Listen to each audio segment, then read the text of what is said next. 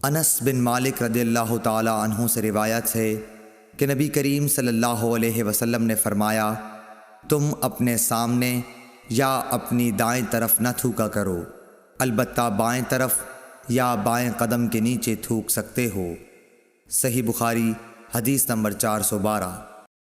انس بن مالک رضی اللہ تعالی عنہ سے روایت ہے کہ نبی کریم صلی اللہ علیہ وسلم نے فرمایا، مومن جب نماز میں ہوتا ہے تو وہ اپنے رب سے سرگوشی کرتا ہے، اس لیے وہ اپنے سامنے یا دائیں طرف نہ تھوکے، ہاں بائیں طرف یا پاؤں کے نیچے تھوک لے۔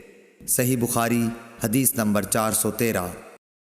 ابو سعید خدری سے روایت ہے کہ نبی کریم صلی اللہ علیہ وسلم نے مسجد کے قبلے کی دیوار پر بلغم دیکھا تو آپ نے اسے کنکری سے کھرچ ڈالا، پھر فرمایا کہ کوئی شخص سامنے یا دائیں طرف نہ تھوکے، البتہ بائیں طرف یا بائیں پاؤں کے نیچے تھوک لینا چاہیے۔ دوسری روایت میں ظاہری سے یوں ہے کہ انہوں نے حمید بن عبد الرحمن سے ابو سعید خدری کے واسطے سے اسی طرح یہ حدیث سنی۔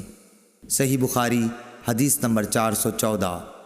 انس بن مالک رضی اللہ تعالی عنہ سے روایت ہے کہ نبی کریم صلی اللہ علیہ وسلم نے فرمایا کہ مسجد میں تھوکنا گناہ ہے اور اس کا کفارہ اسے زمین میں چھپا دینا ہے۔ صحیح بخاری حدیث نمبر 415۔